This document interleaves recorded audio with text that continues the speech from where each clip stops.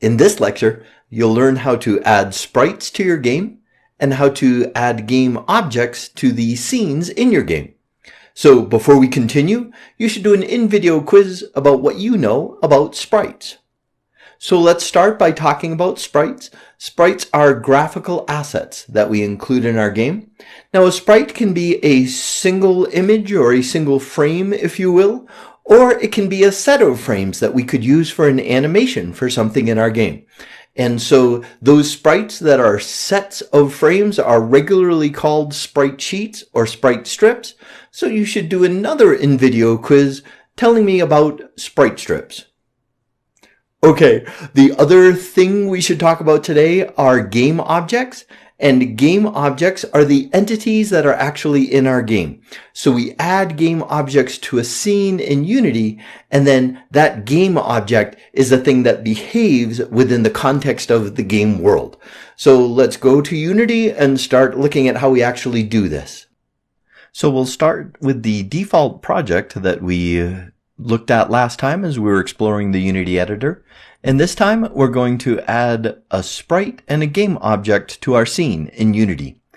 The first thing I'm going to do is to actually save the scene.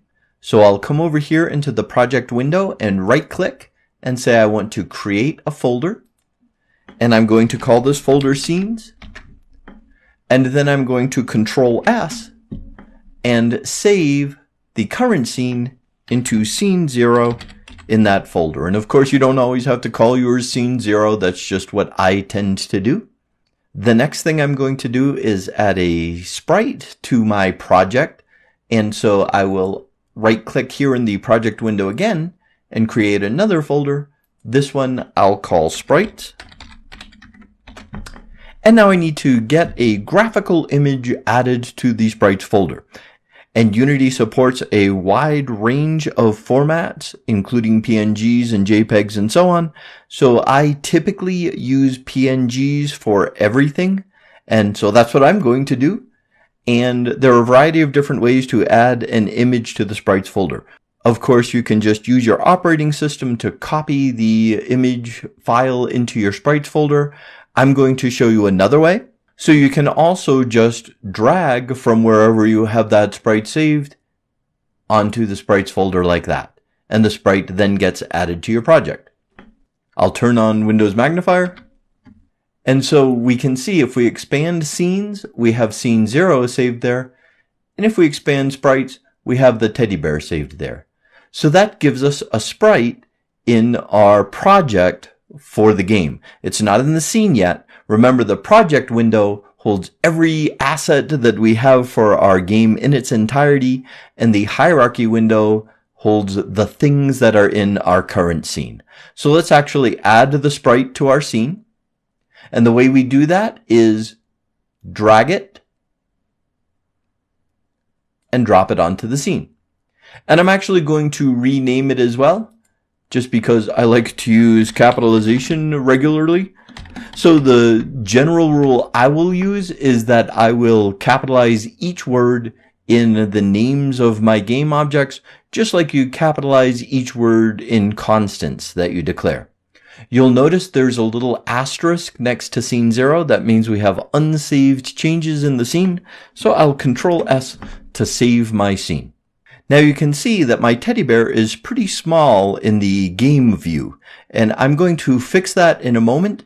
Before I do, I want to show you that if I double click on the teddy bear in the hierarchy window, I actually zoom right into him in the scene view so that I can see him up close and personal. And we'll find soon that that's helpful when we're manipulating details about colliders, for example, for our teddy bear. Okay, so let's actually make the teddy bear larger. There's a variety of ways we can do that. One way would be to come over here to the inspector and change the scale of the teddy bear. But I will tell you, if we blow him up, I don't mean to explode him, if we make him larger, he's going to get more pixelated and blurrier than he is right now. So I don't want to take that approach here. Instead, what I'm going to do is I will select the main camera. And over here, one of the characteristics of the main camera is the size. And so I'm just going to change that from 5 to 3, and that makes the teddy bear the size that I want it to be in my game. I'm going to get rid of the magnifier now. Now I will say that having to change the camera size is kind of awkward, but I have a set of assets that are to a particular scale. And so those assets are a little too small for the default camera size of 5 in our Unity games.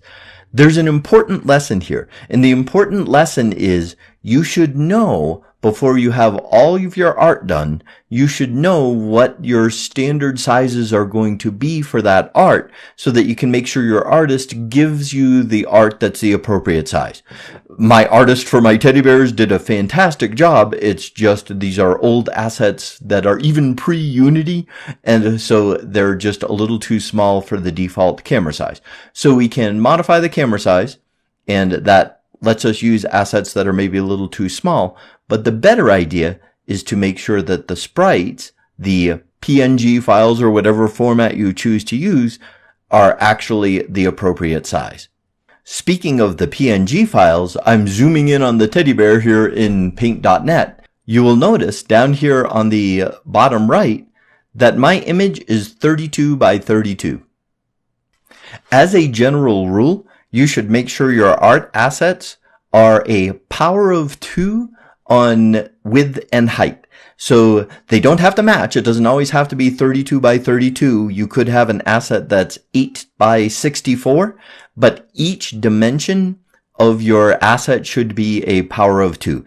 And really, that's to make the graphic card work as efficiently as possible. So you'll see assets that I provide to you that have transparency around them, and you'll wonder, why didn't I crop it to be tight against the edges of whatever the art asset is? And that's because I wanted to make sure that each of the dimensions was a power of 2. To recap, today we learned that sprites are graphical assets that we can include in our game, and we learned how to add those to our project. And we learned that game objects are the entities that are actually in our scene, and we learned how to add those to our scene as well.